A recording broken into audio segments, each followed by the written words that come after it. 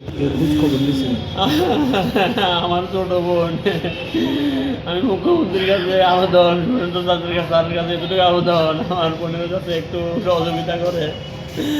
আমি এইটুকু চাই স্যার, আপনি আমার বোনের একটু দেখেন, যেভাবে দুর্ঘটনাটা ঘটছে, অনেক লোক আহত হয়েছে। আমার বোনেরটা একদম ক্লিয়ার, মাথা বাইটটা রক্ত বেরিয়ে গেছে গা, হাত পুরা ভেঙে গেছে গা, ব্রেনে রক্ত জমে গেছে গা।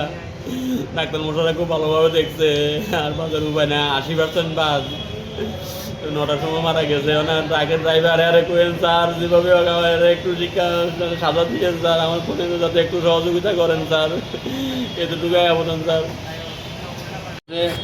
তারপর যে আওয়ার সময় ওই বড়মুড়া টার্নিংটা ঘুরতে গিয়া, হ্যাঁ মানে লরি আসলো, লরিটা একদম বাসের মাঝামাঝি পুরো মেরে দিছে।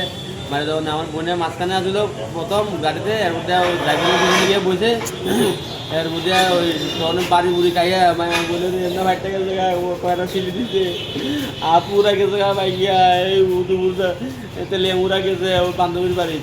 তো আজকে এই ঘটনাটা ঘটলো আর কি। কজন আহত হয়েছিল? আচ্ছা, আহত তো হচ্ছে 10-12 জনের মতন। তো সিরিয়াস হয়েছে আমার বোনে আর কি, জয়ন্তী সাহা আর কি, মারা গেছে? ওই সার্কাটা বাড়ি আর কি। জীবিত আনার পর মৃত্যু হয়েছে কোন সময়? মৃত্যুতে কালকে তো ডাক্তার মোটার দেখছে, খুব 80% বাদ। হ্যাঁ, মাথার জমা রক্ত জমা হয়ে গেছে, অপারেশন চেষ্টা করছে। এর মধ্যে ওই 9টার সময় মারা গেছে, 9টা 9:30 পর্যন্ত। ওনার বাড়িতে কে কে আছে? ওই তো ওনার এক ছেলে আছে, স্বামী আছে।